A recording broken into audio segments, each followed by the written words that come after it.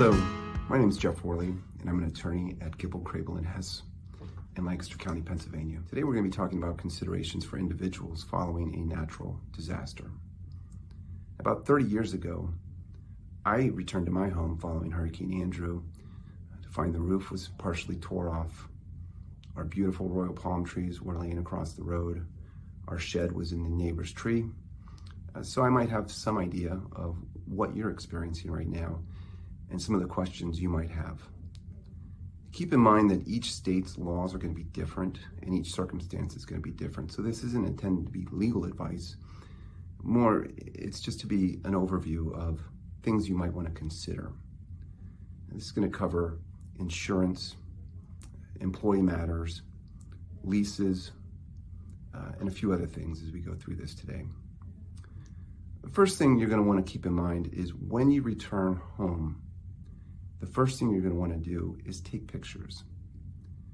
Take pictures of any damage to any of your personal property, whether that's the kitchen table, the couch, your electronics. If there's been flooding, taking pictures of where the high water mark is so that you have that documented. So before you start cleaning up, start by taking pictures of all the damage. And this would not only include the house, but it would include your automobile and any other personal property damage on your property. Keep receipts and keep an inventory of your expenses. Those might be reimbursable through your insurer or through state or local funding. You're going to want to review your insurance policy, and you're going to want to be in touch with your insurance agent. Now, obviously, they're going to be swamped with calls right now. However, you're going to want to be patient but persistent. You have insurance for a reason, and they need to be responsive to you. As far as your car goes, if your car's been damaged, flooding, a tree fell on it, if you have comprehensive insurance, that is likely going to provide some coverage for your automobile. If you do not have comprehensive insurance, then it is possible, I'd say likely, that you don't have insurance for your automobile. However, there may be state or federal funding to cover these matters. And throughout this, I'll be referencing state and local funding. Those are going to be contingent upon disaster declarations and the availability of funds. And you're going to want to look to local partners, churches, relief organizations, Red Cross, places like that that can put you in touch with folks who can help you get that federal or state funding. At some point following your claim, your insurance claim, the insurer is going to send out an adjuster to look at your property and assess the damages. Following that assessment, the adjuster is, through the insurer, is going to come back and say, we believe that this is the value of the damages that you've incurred.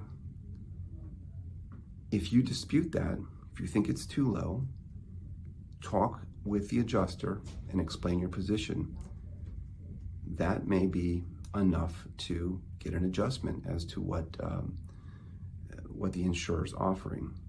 Understand that if you do accept a check from the insurer, they're likely to provide a release, and that release would say you've essentially given up any further claims to the insurance policy. So before you sign anything, make sure you're satisfied with the amount that you're receiving and that covers all of the damages to your property. Also keep in mind that some damages such as structural, foundation, mold, might not be apparent initially.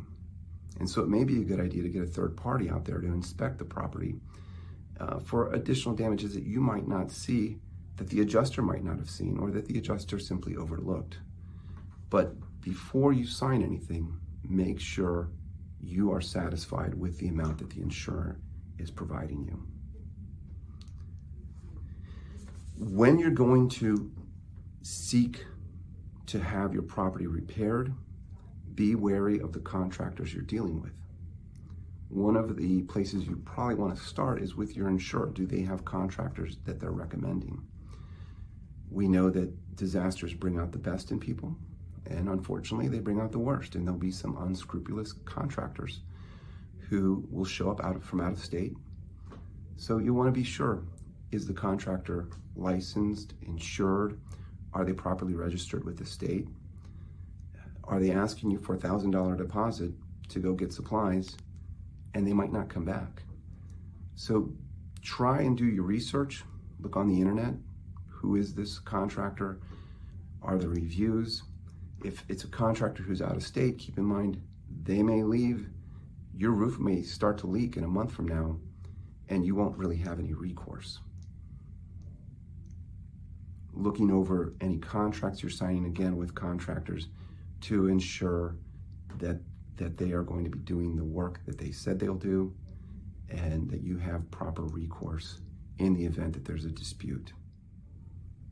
Additionally, again, there may be local organizations providing relief services to individuals who don't have insurance or otherwise can't afford the repairs that are necessary. And again, you'll want to be checking in with your local partners such as the Red Cross, Mennonite Disaster Service, which is from Lancaster County, organizations such as that who are there to help you. If you're an employee and you're unable to work right now because of the disaster, you'll want to file for unemployment comp. Unemployment compensation will provide you with a amount of compensation during the time when you're unable to work, and that will be somewhat, again, contingent upon state and federal dollars and what's been made available. But that is definitely something you'll want to get started on. And if you're continuing to work following a disaster, any work you're doing is compensable time, and you should be getting paid for that. Software programs, timekeeping programs, things of that nature may be not operable at this time. So it's a good idea to keep track of your own time, keeping a written log of hours that you're working, so that you have that, and making sure you're getting paid for all time worked. For those of you who are renters, inspect your property and notify your landlord of any damages.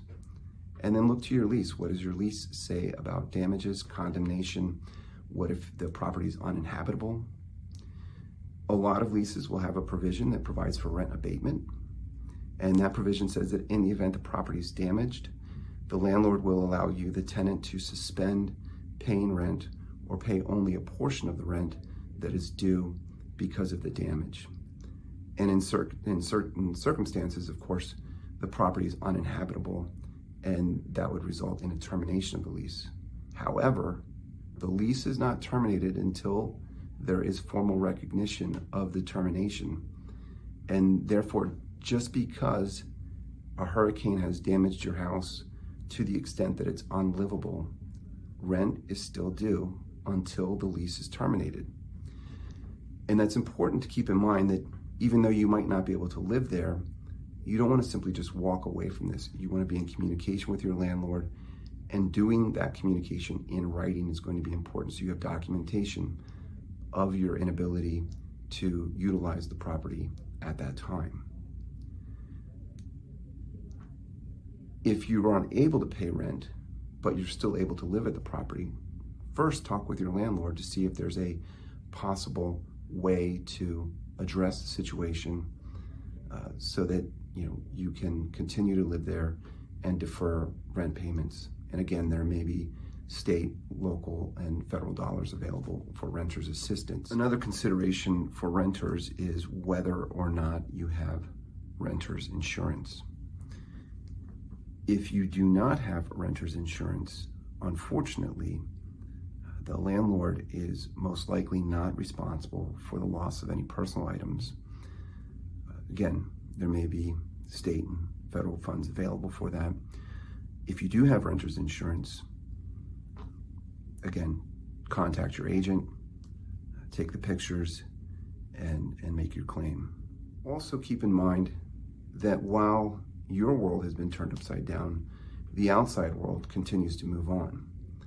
Your credit card bills, your phone bills, those types of expenses are going to continue. So you'll want to be in touch with those folks if you're unable to make payments. By way of example, if you're unable to make a credit card payment, call to the credit card company and see what you can do to hold off on making payments for that period of time. And again, if you're a homeowner, your mortgage payments are likewise going to be due. And you'll want to be talking with your insurer as well as your lender if you're unable to make your mortgage payments. And again, likely to be federal and state assistance available for homeowners too. As you're looking to those federal and state funds, you'll want to look to a reputable third party who can assist you with that. Be wary of anyone who is willing to do those services for a fee, because there are a lot of other organizations out there who are providing those services for free. With that said, now's the time to get things cleaned up, and pick up the pieces and start this journey back to a new normal. Wish you the best. Be safe and be well.